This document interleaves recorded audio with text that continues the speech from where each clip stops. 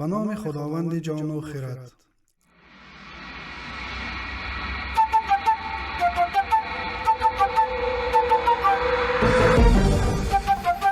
رادیو مهر تقدیم می‌کند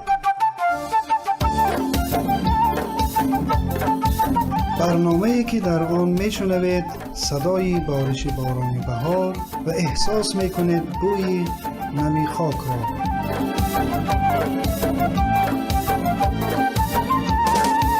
کاشانه مهر. کاشانه مهر، جایی که در آن روح تازه می شود و زندگی با همین فراز و نشیبش جریان دارد.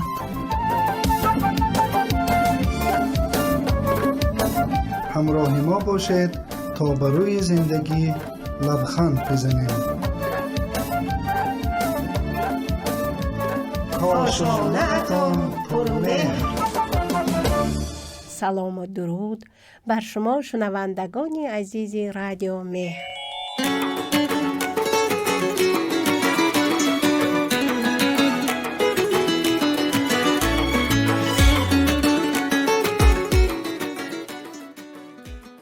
میگویند که ظاهر زندگی دیگران را با باطن زندگی خودت مقایسه نکن.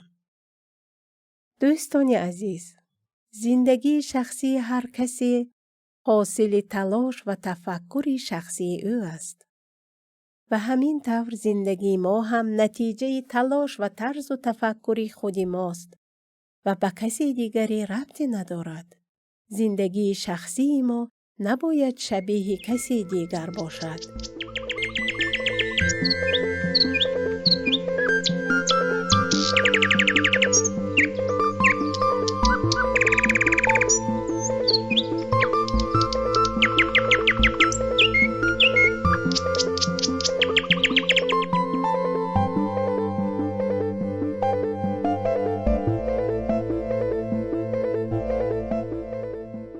دوستان، گاهی ما در حال مقایسه خود یا نزدیکانمان با دیگران هستیم.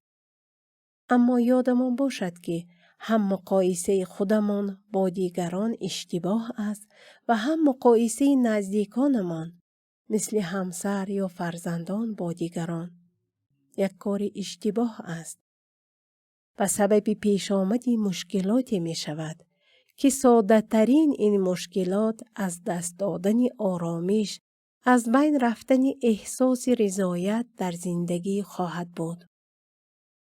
دوستان، البته مقایسه در یک جا با یک نفر خوب است. تنها فردی که ما می توانیم خودمان را با او مقایسه کنیم، خودمان هستیم.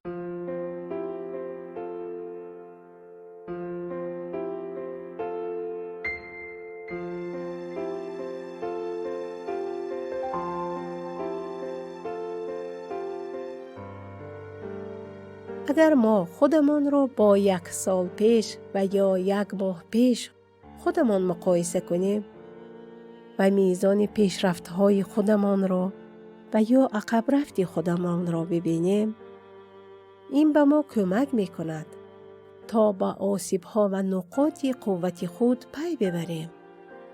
اما مقایسه با دیگران جز ناامیدی برای ما نتیجه نخواهد داشت. مقایسه کردن به معنای بررسی میزان داشته‌های ما و دیگران است. این بررسی می تواند میان شغل، کسب، کار، میزان درآمد و یا حتی اعضای خانواده ما و دیگران صورت بگیرد. ذهن ما به صورت طبیعی در پی مقایسه خواهد بود.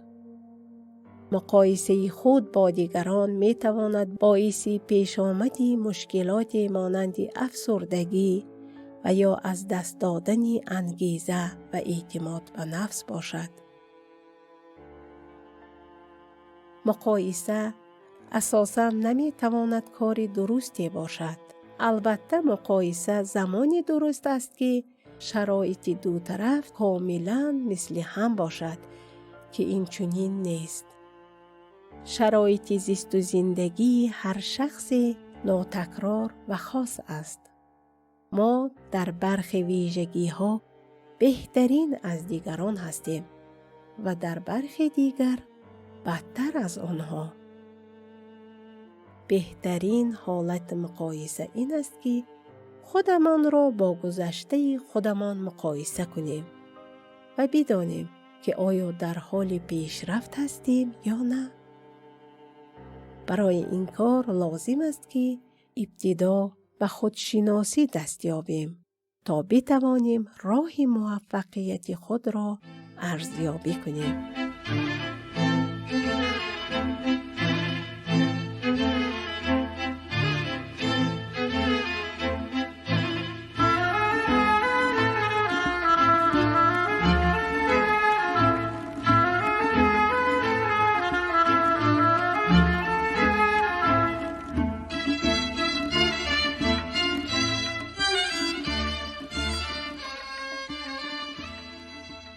به امید پیشرفت‌های خوب و زندگی بهتر با شما خداحافظی می‌کنیم و همه شما را به خداوند بزرگ می‌سپاریم.